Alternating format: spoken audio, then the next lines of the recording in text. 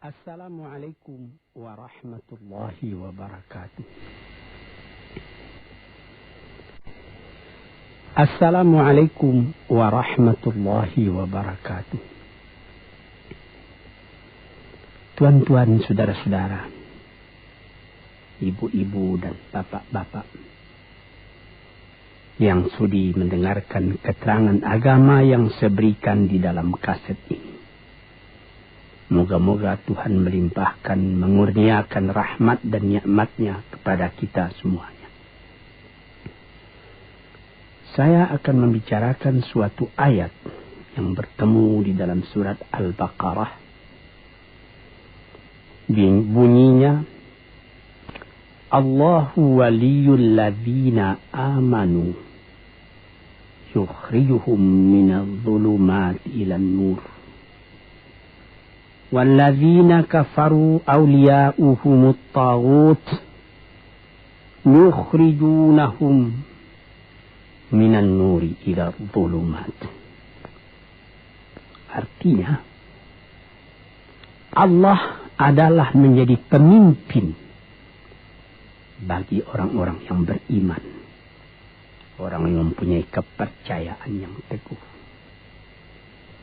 Dan Allah, apabila orang itu telah betul-betul menganggap Allah menjadi pemimpinnya, Allah pun menjamin mengeluarkannya daripada gelap gulita kepada terang benderang.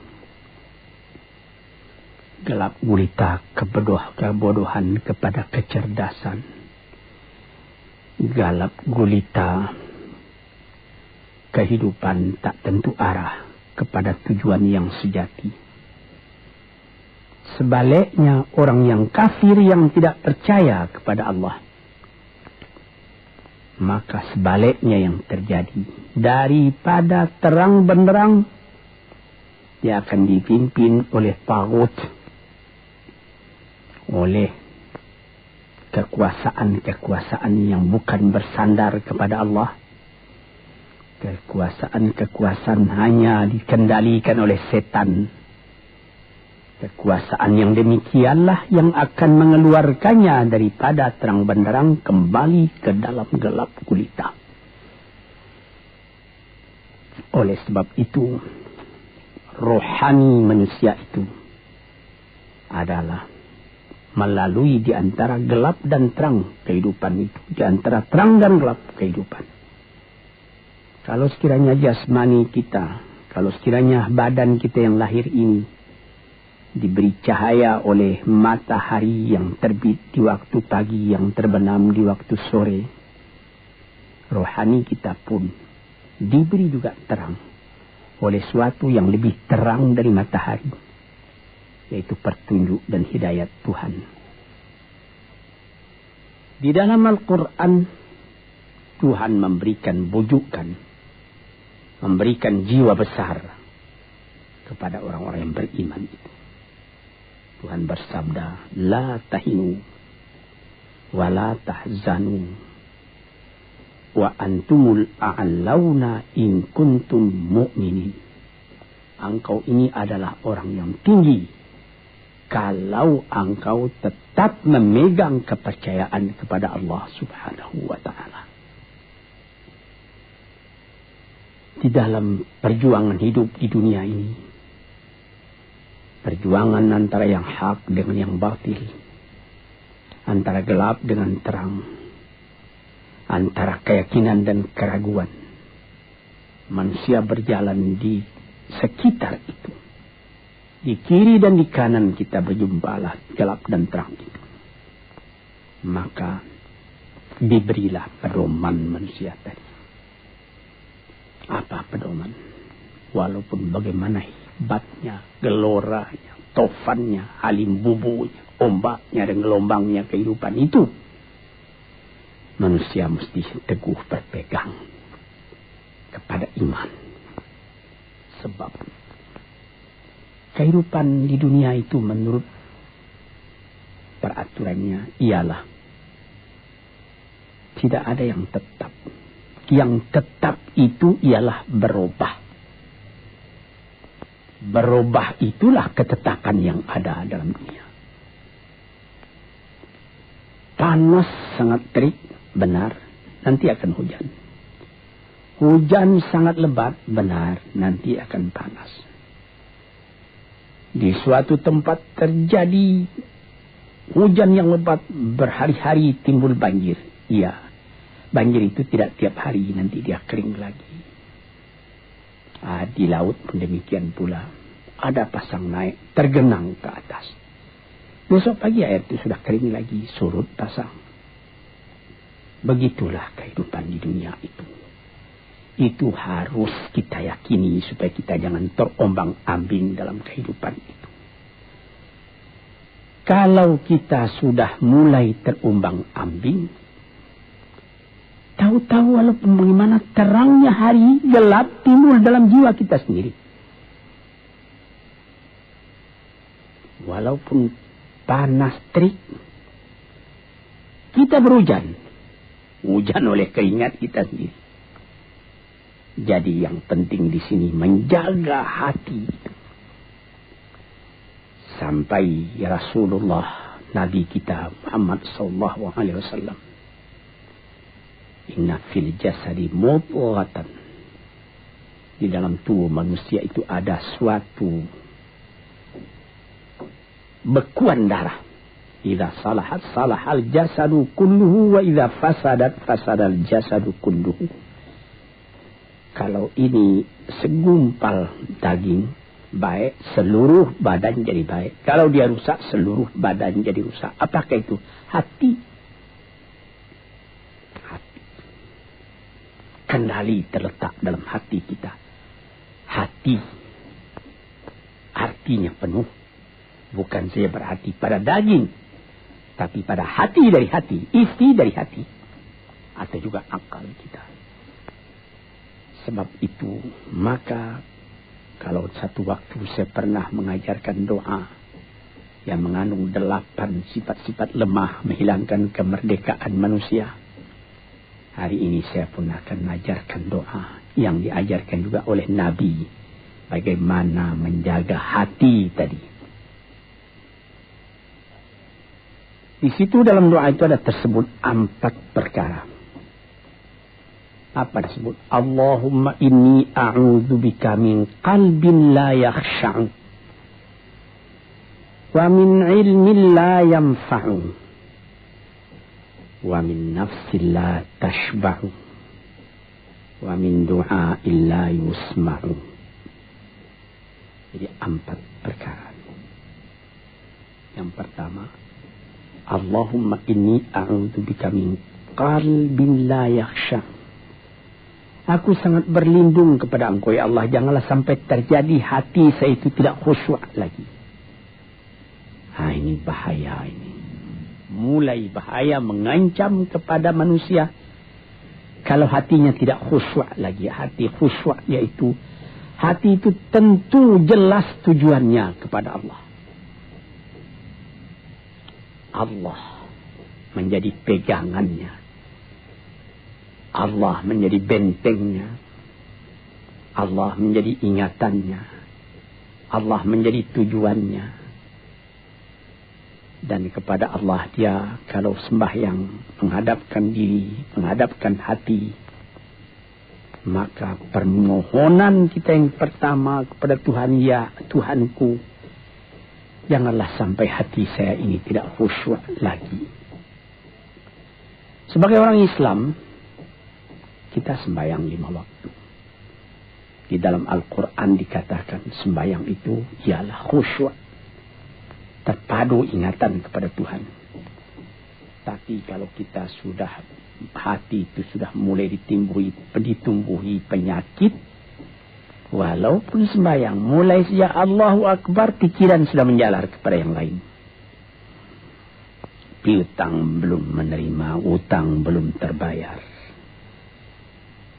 makanan belum masak, macam-macam lah yang teringat. Padahal kita dalam sembahyang. Ini apa arti sembahyang tadi lagi? Ini sudah mulai berbahaya ini. Banyak orang yang tidak meninggalkan sembahyang, tapi tidak ada bekas dari sembahyang itu kepada kehidupannya. Di dalam sembahyang kita baca inna salati wa nusuki wa mahyaya wa mamati lillahi rabbil alamin. Sesungguhnya sembahyangku dan ibadatku dan hidupku dan matiku sama sekali terserah kepada Allah. Ini dirasakan dalam hati, bukan cuma disebut di dalam mulut. Bagaimana dikatakan, bukan jadi lip and service sebagai seput tangan atau gosok-gosok mulut, bukan begitu. Yang dari hati. Kalau sudah dari hati yang khusyuk, ini berbekas kepada kehidupan. Aku tak takut menghadapi segala keadaan dalam hidup, sebab hatiku bertali dengan Tuhan. Dari Tuhan aku datang, kepada Tuhan aku akan kembali. Ini namanya hati yang khusyuk. Tapi kalau sekiranya bacaan tetap fasih, tapi tidak ada lagi dari hati, melainkan rutin saja. Mayang 5 waktu sehari semalam, tapi tidak merubah kepada perangai, tandanya sembahyang tadi tidak khusyuk. Ini yang pertama kita minta kepada Tuhan. Janganlah sampai kita mempunyai hati yang tidak khusyuk, hati yang tidak teringat kepada Allah. Kalau hati tidak ingat lagi kepada Allah, maka segala pekerjaan yang terlarang sudah ringan saja kita mengerjakan. Menipu, berdusta, membujuk orang lain mengerjakan perbuatan yang salah, mencela, memaki. Itu karena tidak ingat kepada Allah, cuma ingat kepada diri sendiri saja. Ini yang pertama. Yang kedua dikatakan, wa min ilmin la yanfa'. Dan aku berlindung kepada Engkau ya Allah daripada ilmu yang tidak memberi manfaat. Padahal disebutkan oleh ahli-ahli, ilmu yang memberi manfaat itu membawa manusia kepada iman. Al-ilmu yad'u ilal iman. Ilmu itu membawa manusia kepada iman. Sekarang sudah ilmu banyak, tapi tidak membawa kepada iman, melainkan membawa kepada celaka. Sudah maju kepandaian orang, ilmu, pengetahuan orang, teknologi orang, sains orang, knowledge orang, dan segala macamnya. Tapi tidak ada manfaatnya kepada manusia.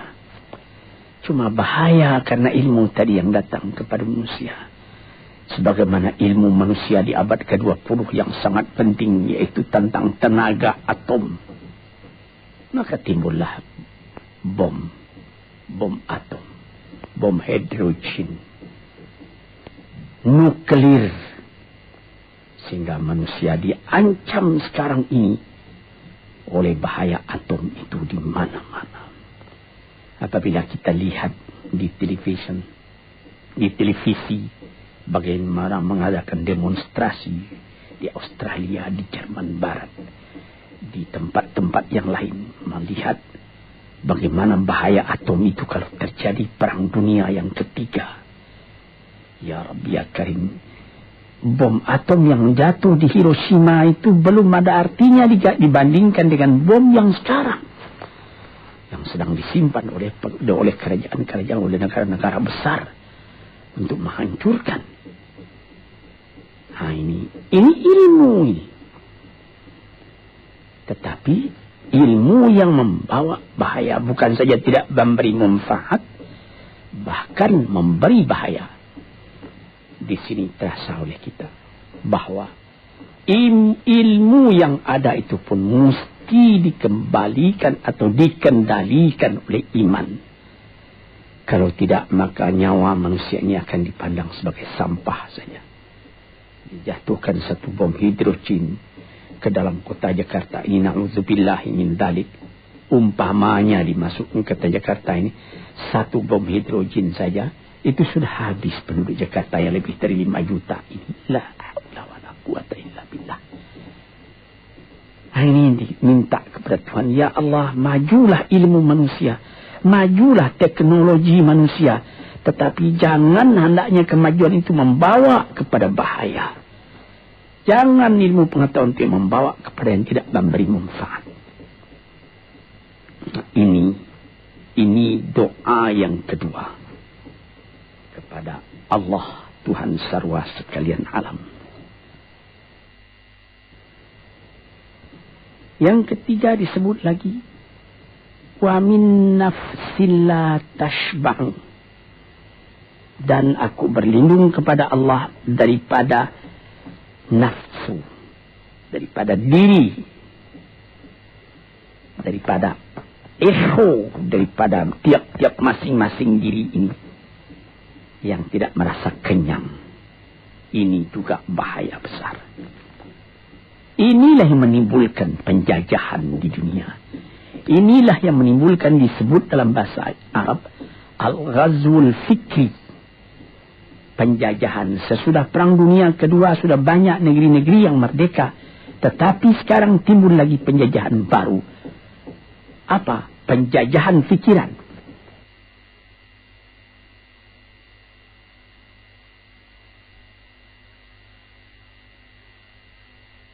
Sehingga bangsa yang merdeka tadi tidak merdeka lagi fikirannya. Dia merdeka di dalam meniru kepada bangsa yang lebih kuat. Itu namanya terjajah juga. Jadi tuan-tuan yang terhormat, apa pangkalnya ini? Daripada nafsu serakah manusia. Nafsu serakah manusia sebagaimana tersebut di dalam hadis. Lau kana libni adama wadiyani min zahabin labtagha salisan. Wa ma yamla'u jawf ibni adama illa turab. Kalau manusia itu mendapat suatu lembah yang penuh dengan kekayaan emas, suatu lembah, dia ingin supaya mendapat satu lembah lagi yang penuh juga dengan emas. Dapat 2 lembah, dia minta 3 lembah lagi yang penuh dengan iman. Nafsu manusia tidak pernah kenyang. Padahal akhirnya kalau dia sudah menutup mata, tidak ada yang akan memenuhi perutnya melainkan tanah. Saya teringat akan cerita yang disampaikan oleh Graf Leo Tolstoy, pujangga Rusia yang terkenal, bahwa orang yang tidak mempunyai nafsu yang kenyang itu, pada suatu hari katanya, ada satu orang kaya mempunyai tanah yang luas. Dia mengatakan kepada orang, boleh tuan-tuan mengambil tanah kepunyaan saya ini, berapa tuan suka, berapa tuan mau. Syaratnya cuma begini, sepanjang yang tuan berjalan dari timur ke barat, lantas sebelum matahari terbenam, tuan sampai kembali ke tempat tuan melangkah pertama tadi. Berapa saja tuan suka, boleh ambil tanah ini. Maka datanglah si tamak tadi. Tuan yang punya asli tanah tadi mengatakan, bawalah bakal, jangan lapar di jalan nanti. Baik, dibawanya nasi sebungkus, dia berjalan, jalan. Dari pukul 7 pagi.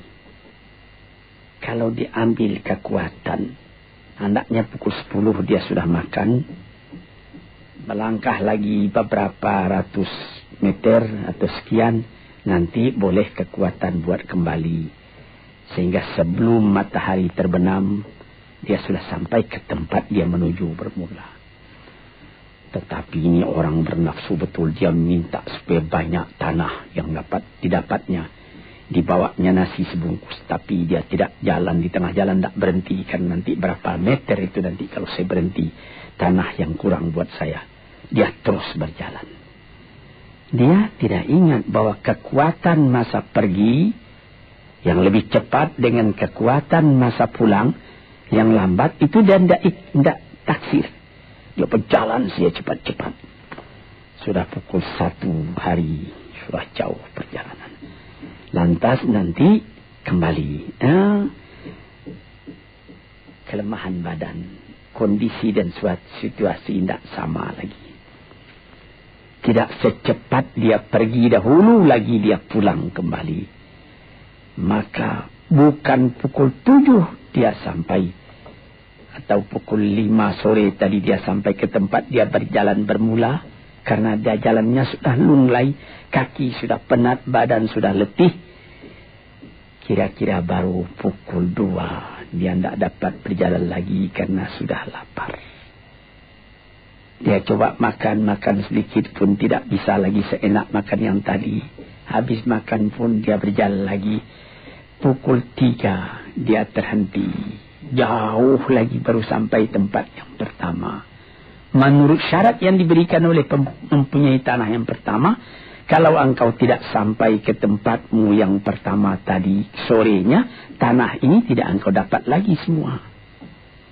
Memang tidak sampai dia. Pukul 4 dia sudah berhenti berjalan, tidak kuat lagi. Mata sudah gelap. Akhirnya karena terlalu capek, terlalu penat, mati dia di tengah jalan. Berapa dia dapat tanah tadi lagi? Cuma sepanjang badannya untuk kuburannya, yang lain tinggal semua. Ini satu misal yang dibawakan oleh Graf Leo Tolstoy yang sesuai dengan hadis Nabi tadi. Nafsul la tashba, diri manusia yang tidak pernah merasa kenyang. Kita berkehendak tidak berbatas, tapi tenaga kita sendiri berbatas. Ini kerap kali tidak difikirkan oleh manusia. Dia punya angan-angan, dia punya macam teori yang dikeluarkan. Dia lupa bahwa nanti tenaganya itu akan terbatas karena sakit, karena lapar, karena tua. Sebagaimana pepatah dari nenek moyang kita, tanda-tanda dikirimkan lebih dulu bahwa kita tidak akan lama lagi di sini. Apa? Rambut, gigi, mata sudah mulai kabur. Uban sudah mulai bertabur. Gigi sudah mulai gugur. Kulit sudah mulai kendur. Kalau mata sudah kabur, uban sudah bertabur, gigi sudah gugur, kulit sudah kendur, sudah 4 perkara. Yang kelima ialah pintu kubur. Nah, ini kerap kali manusia lupa yang demikian. Sebab itu dikatakan, ya Tuhanku, janganlah sampai aku ditumbuhi oleh penyakit nafsu yang tidak mau kenyang-kenyang itu. Nah ini, kemudian itu timbul lagi doa yang keempat. Disebutkan di situ, wa min du'a illa yusma'. Ini lebih berbahaya lagi. Ini sudah puncak dari bahaya. Apa artinya? Dan aku berlindung kepada engkau ya Allah daripada doa yang tidak didengar lagi. La ilaha illallah. Mendoa ya Allah, kasih aku ini, kasih aku kesempatan, tapi tidak didengar lagi. Tuan-tuan, para pendengar kasetku yang tercinta, ada tersebut dalam hadis Nabi, wa malbasuhu haramun, wa mashrabuhu haramun, wa ghudhiya bil haram. Ya Rabb, fa'anna yustajabulah. Ash'asa aghbara. Badan sudah penuh dengan kotoran, penuh debu. Yang mudu yadaihi ila sama, menadahkan tangan keduanya ke langit. Ya Rabbu, ya Tuhanku, tolong aku, ya Allah, bela aku. Padahal yang dimakan haram, yang diminum haram, dibesarkan dengan yang haram. Fana yustajabulah. Dengan jalan apa Allah Ta'ala akan mengabulkan doa itu? Badan kotor menghadap kepada yang bersih, meminta diberi kebersihan. Bagaimana caranya? Tuan-tuan yang terhormat, pernah dalam Quran Tuhan mengatakan, la yanzuru ilaihi wa la yukallimuhum Allah wa la yanzuru ilaihi. Allah tak mau mengajak dia bercakap dan Allah tidak memandang kepada dia. Saya sendiri dengan segala kerendahan hati mengatakan bagaimana beratnya kita bertemu dengan seorang orang besar. Lalu dia mengulurkan tangan kepada kita. Tapi mata kita tidak dilihatnya. Sengsara rasanya. Bagaimana dengan Tuhan kalau Tuhan tak mau melihat kita? Sebab itu, para pembaca, pendengar kaset yang tercinta, berdoalah kepada Tuhan supaya hati kita selalu terbuka.